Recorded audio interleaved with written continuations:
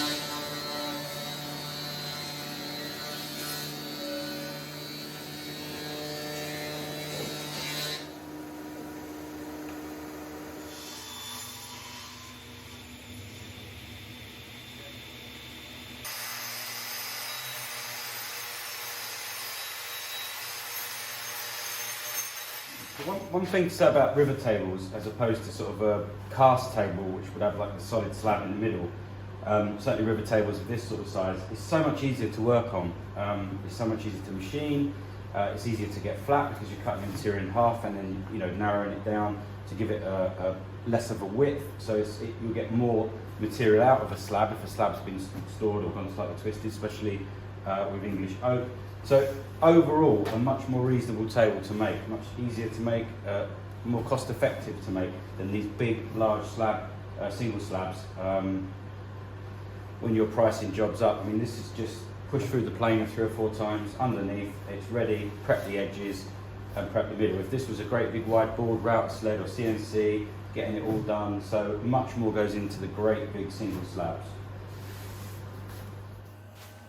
Also makes quite a nice change, being able to make a mould, seal it on the inside and the outside. As you know, I build my moulds with hot glue to form the mould, but if it's going to be a pre-formed mould where I can drop the smaller slabs in, or the individual slabs like this, I can then silicone the inside or acrylic the inside, just for belt and braces and leaks.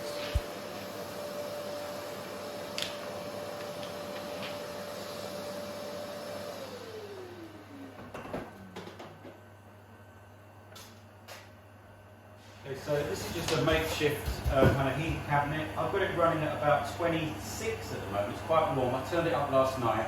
This will make the glass cast really, really thin, really runny, low viscosity, much easier to mix and everything. Especially, I want to keep this room really cool. I actually try and keep this room about 11, just to keep off the curing too fast when we do the thick pour. As you know, I've got the liquid cooled table as well.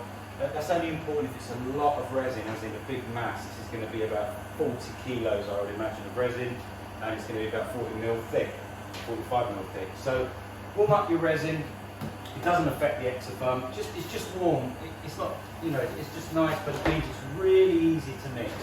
That's the main thing. It doesn't crystallise, nice and easy. So if you can make yourself a little makeshift cupboard, or bring it in the kitchen or a warm room in the house somewhere, just to get it the night before. Otherwise, when it's freezing cold, it can be a bit hard to mix.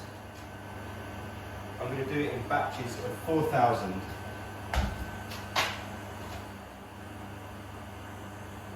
You can't really over mix it, so as I said it before, take a seat, get mixing, not too fast with the paddle, you create a lot of bubbles, but just a good constant speed. I'll probably mix this as 4 kilos of resin plus 1.8, so it's 5.8 kilos. I'll probably mix this for about 4 or 5 minutes, so put a nice crack on or something, and just make sure you mix it for the full 5 minutes, giving it a really thorough mix. If you're unsure, this is so lovely and thin. Look, if you look, it's just like water, because it's been kept at a decent temperature. If you're unsure about how long to mix it for, you can do the 2 pot method, which is also really good. You mix it in this pot, pour it into another pot, mix it again. You can even do that a couple of times just to make sure any stuff around the edges is mixed thoroughly. The other thing is not to scrape the edge. When it's very tempting when you get you're pouring it in to scrape the bucket out into your resin. It's not a good idea because often those scrapings aren't fully mixed, certainly on the first bucket pass anyway. So I'll just go ahead and mix this and I'll show you me adding the pigment.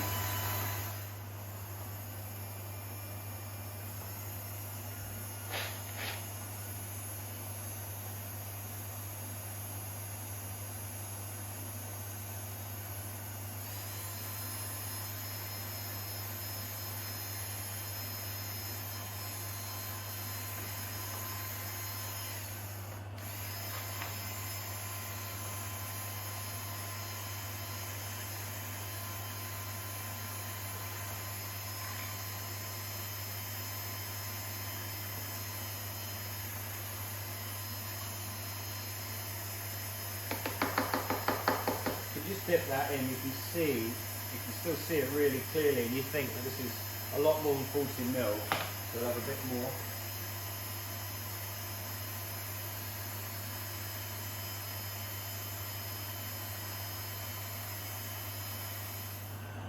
So I'm going to do the initial pour. I haven't clamped these boards down. I'm going to do the initial pour just to check the bottom of the mould.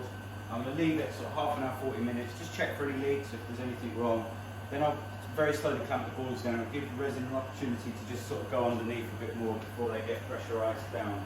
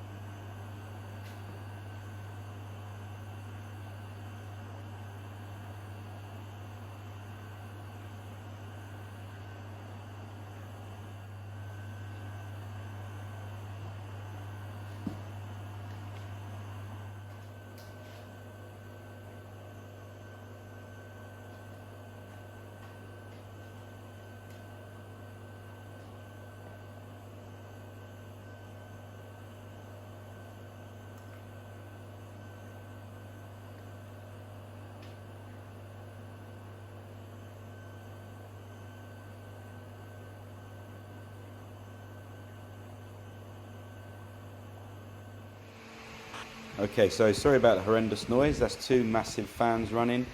You can see the temperature in the room, the water-cooled table's on, and you can see this is actually kind of moving in the wind from the fans, so it's totally liquid like water. I'm going to try and keep the temperature down and hold this back, keep it nice and cool, and that will let any bubbles escape slowly.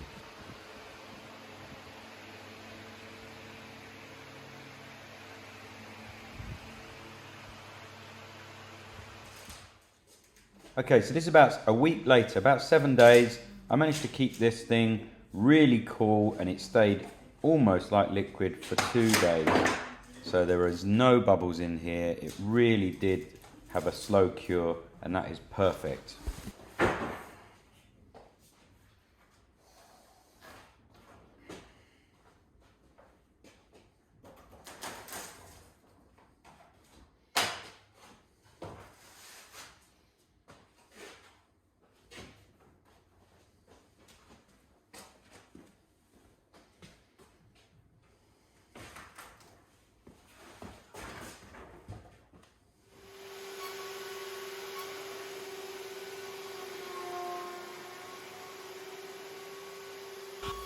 So if you're interested, this is a router sled system that I actually designed and I sell. There is a link in the description if you want to get a quote. I'm only delivering at the moment to the UK just because of the shipping prices. You need to be aware that all costs, aluminium, raw materials have gone through the roof since the last 2 years. So these things are not cheap, but they are really good. And if you do this all day, this is the simplest way with a manual router sled. The other cool thing about this router sled, you can actually use it as a workbench as well. In this situation, I didn't have anyone to help with a slab or to try and get it off the table, so I thought I may just cut it while it's nice and flat here, then move it into the main shop.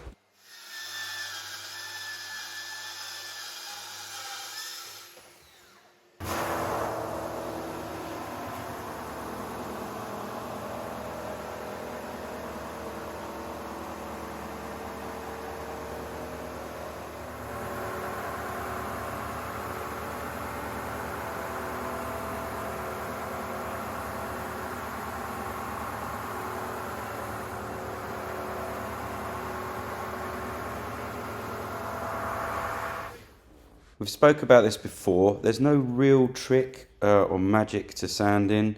If you're using wood and resin, then you're just going to decide on the style of finish. If you're using something like Odie's oil, then you can keep sanding this right up to 1500, 3000, whatever it is you want. That's going to give you an easier join between the wood and the resin, because the resin is going to need a higher polish depending on clarity.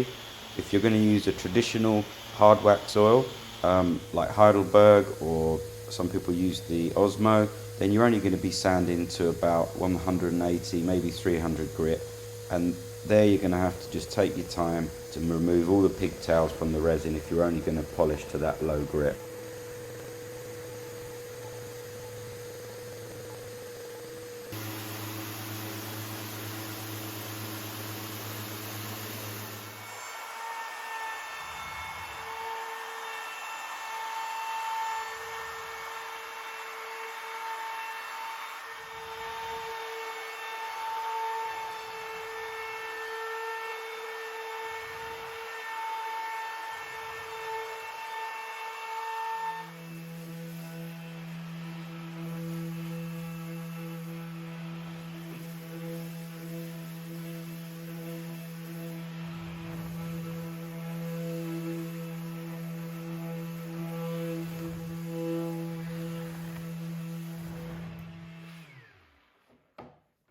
Okay, so I won't bore you with watching me do that, but you can see what I'm doing. I'm going up and down, and I'm going across half. That's 400. I'm going to do 4, 5, 6, and 8.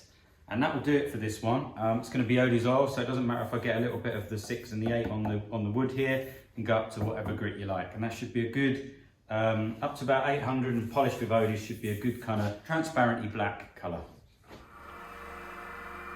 I'm using a Scotch Brite on a power buffer. You could do this on a random orbit, or you can simply do it by hand.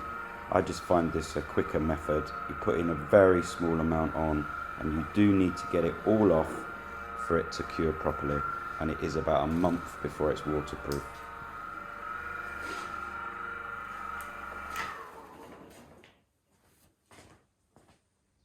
So I've gone through this before, removing the Odie's. Get a cloth, this is my bucket here. I'm up to 2 already. As soon as it gets, just get on there, work it in, work it off, put it in the wash. You've only used it once. A clean cloth. It's had nothing on, doesn't smell of Odie's, nothing on at all. Buff that in, give it a good 5-10 minutes, turn it over, do the same, and then again wash that cloth, and then start again if you're worried.